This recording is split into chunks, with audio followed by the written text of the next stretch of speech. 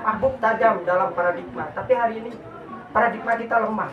Akhirnya politik dalam tingkat tinggi kampus itu apa ya, tidak seimbang. Oleng lah bahasa anak-anak sekarang itu.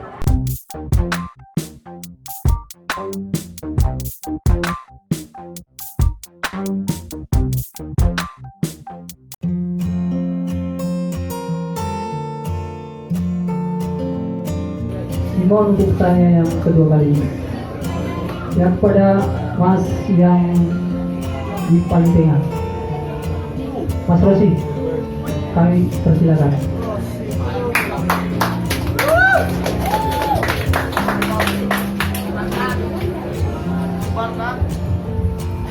Bismillahirrahmanirrahim. Salam sejahtera semuanya, salam berpikir semuanya, salam merdeka. Saya melihat jejak langkah. Saya tidak terlalu fokus terhadap buku ini, tapi ada sedikit yang akan masuk ke dalam.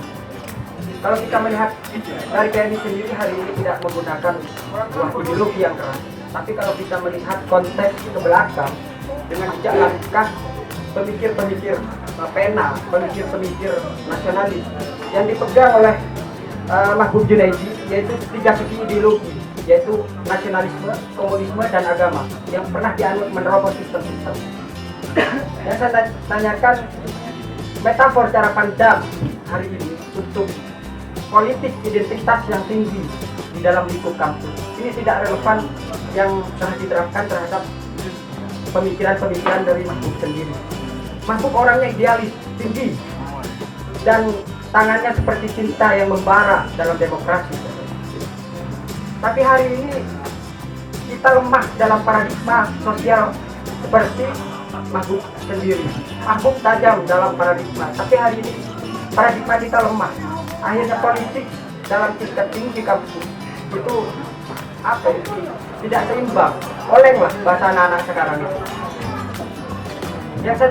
Yang saya tanyakan hari ini, seperti apa politik yang diadop kader PMI semuanya di sini, yang di belakang, dan seluruh Indonesia.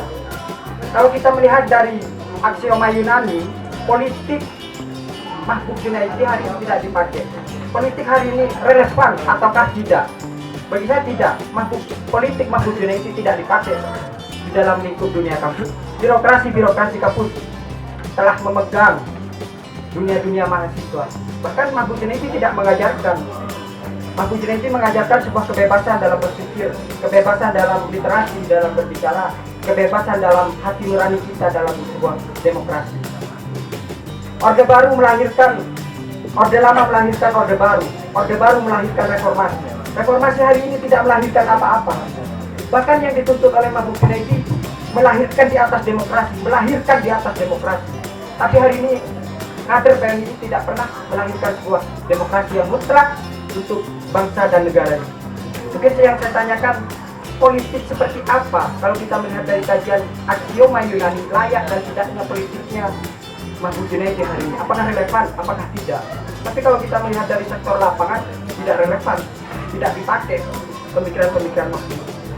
Ya mungkin itu yang saya tanyakan. Terima kasih. Assalamualaikum warahmatullahi wabarakatuh. Bisa jadi case-nya sama, tetapi makna di balik itu berbeda. Saya mau mengatakan bahwa contoh misalnya Mas Gorison itu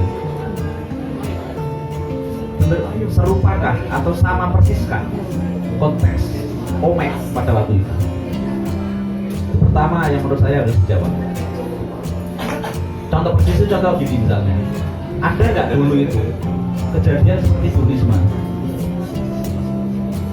Omek 1 gegeran sama Omek 1, saya nggak nyebut merek ya, Omek 1 gegeran sama Omek 1, ada nggak zaman itu artinya satu konteks di horizon itu. Jangan-jangan dulu nggak ideologis dalam konteks, dalam rupa seperti sekarang. Aku PMI kon ini musuh. Jangan-jangan jauh dari itu. Itu satu. Ada yang, karena nanti kalau enggak ini kita anggap ini pengkhianat. Saya nggak suka. Kalau saya masuk di horizon itu, zaman itu belum terjadi hal-hal ideologis seperti hari ini. kalau nanti dirumuskan ya, kalau yang kenapa kamu ikut mahbub kok masuk PMI kamu saya ikut Qaul Jadid saja lah gitu. Kalau saya begitu. Qaul Jadid ini yang lebih peka zaman. Tetapi lagi-lagi juga kita nggak boleh, oh berarti kita nggak perlu ideologis ya, mahbub aja begitu. Jangan-jangan mahbub hidup juga nanti gabung FPI misalnya gitu. Kalau saya menangkapnya konteks atau horizon pada waktu berbeda dengan hari ini. Saya pengen kenapa ideologis itu nggak dalam arti sekarang. Artinya dulu, jangankan HMI, saya kira PMI yang misalnya saya 2005, secara apa namanya di Malang juga saya nggak pindah-pindah. Saya sedikit banyak juga ngamati Unisma, ngamati UIT, ngamati kader-kader lain. Baru berapa tahun sudah bergeser? Baru berapa tahun itu? Baru berapa tahun? Apalagi mahbub pada waktu itu. Artinya kemungkinan besar di zaman itu konteks ideologis dalam hal ini sekarang ini konto-kontoan dan yang lain itu tidak ada seperti sekarang. Apalagi pada waktu ada fusi dan yang lain, NU belum terwakili. Nah, cara-cara ini yang agak sulit, sehingga yang termudah ditempuh, meskipun nggak yang cara mudah tadi yang Mas Rabil tadi, riwayat tadi. Tapi saya sarankan kalau riwayat ya yang full, penelusurannya dengan versi ini enggak. Jadi menurut saya problem dia dulu HMI terus ke PNI itu tidak sesederhana kita apa namanya alasannya kayak sekarang. Kamu sekarang di Unisma ini kuliah lagi di UIT ikut kami misalnya, nggak sesederhana itu. Nah ini perlu memperluas horizon atau cakrawala kemahbuban atau PNI. Dapat-dapat bisa baca misalnya di judul latif apa namanya teknologi Islam dan puasa, intelektual kita ada hubungannya apa namanya regulatif. Dijelaskan, bayangkan ada sejak munculnya PNI itu ya, itu ditolak belakangi dengan ketika itu mencari sarjana NU saja sulit. Nah itu juga harus pertimbangan. Satu sisi konteksnya berbeda, termasuk besar kemungkinan HMI yang dulu belum tentu sama seperti yang sekarang. Artinya kalau sekarang vis-a-vis dalam konteks di kampus juga, jangan-jangan dulu tidak begitu. Nah ini yang mendasari, dan saya kira saya nggak mau ngeklaim bahwa yang lebih benar ini ya Pak Daud, tapi yang jelas mahfud sebagai keterwakilan NU itu belum menjadi adalah simbol kepundahan pada waktu itu. Dan menurut banyak riwayat, kenapa mahfud nggak hadir kok dijadikan? Karena mahfud pinter.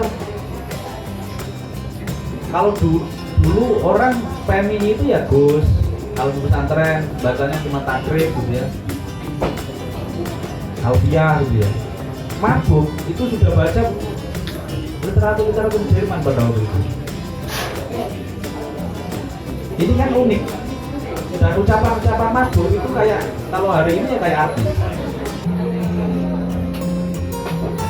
Kalau mahfud hadir hari ini dengan pola itu, ya kalah lah sama hari ini mahfud sebagai pusat perhatian publik. Nah itu horizon tersendiri lah sahabat-sahabat. Saya sarankan saya tantang untuk masuk itu. Dengan cara apa ya? Banyak bacaannya dan melakukan penelusuran apa namanya konteks pada waktu itu tidak mudah. Jangan, saya kenapa ini penting biar nggak kayak Wahabi. Jadi memahami konteks kenabian itu kayak dia lahir hari ini. Jangan-jangan sampai ini pikiran udah Wahabi dalam konteks membaca mahfud.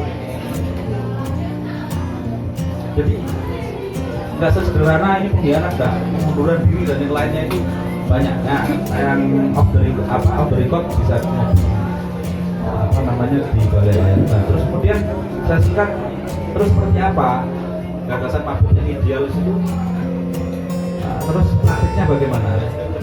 Ya makanya tadi saya bilang membedah atau saya ngaji mabuk, merasani mabuk. Ini sama dengan merasani diri kita. Tadi saya buka begitu. Ini menohok sekali kalau baca mabuk itu pasti menohok. Apa yang terjadi hari ini, kaderisasi di kampus, posisi TNI